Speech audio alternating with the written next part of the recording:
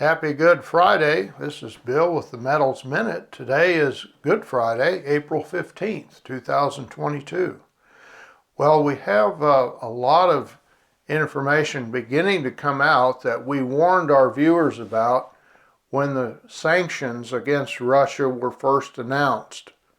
And what we mentioned was that eventually we will find out that the people really affected by the Russian sanctions are Americans, American companies and American individual investors and retirees, and this is beginning to be identified.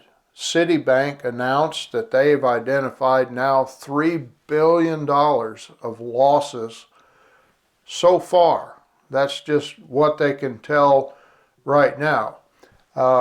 U.S. corporate bonds are having settlement issues as the myriad of connections between international obligations and how they're connected to the debt of American companies is beginning to cause settlement to unravel among even U.S. corporate bonds.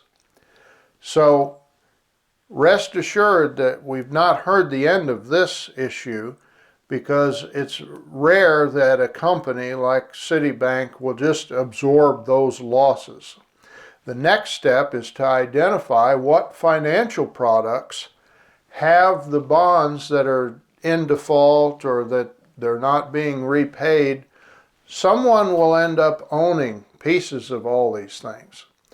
And as that process comes out, unfortunately, individual Americans will find out that they've been holding the bag and they didn't realize it.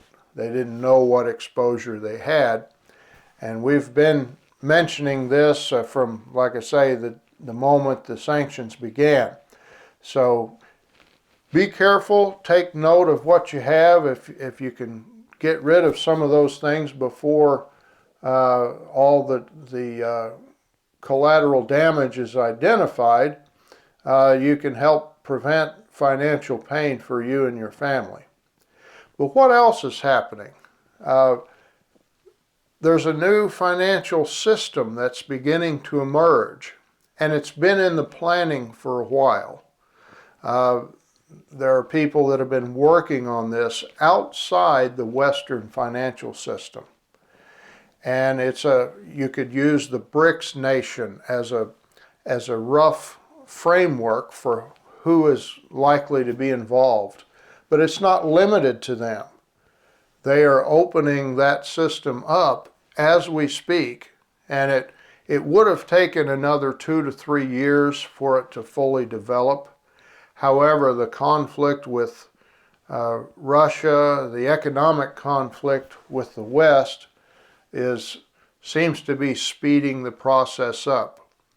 And what they're planning to do is ignore old debt that's owed to Western nations, like dollar-denominated debt or euro-denominated debt. Even if someone owned Japanese debt, any of the Western-aligned nations, British debt, Australian debt. The new financial system that is developing among the BRICS nations is not going to recognize those old debts. They're going to allow nations to come into their system and start with a clean slate, ignoring other financial system obligations. So what that will mean as this new thing emerges, and I'll put a link to more information on that for those that are interested, is all the assets that are currently on the books as assets in the United States. In other words, it's like loans or bonds that people own in their mutual funds or in their retirement plans, and they're supposed to get interest payments, they're supposed to get principal repayments. As countries walk away from those obligations, those assets become worth zero to the Americans that are hoping to collect on them. And most of the time, individual Americans don't go out and individually secure, provide a loan to these foreign entities, but they just own a mutual fund. They own an ETF. They own some type of American security that's backed by these things. When those are reckoned to be uncollectible, that unfortunately can wipe out a lot of American companies and a lot of American individual investors' assets. We also have China beginning to discuss conflict with Taiwan in a similar fashion that Russia was talking about Ukraine just a few months ago.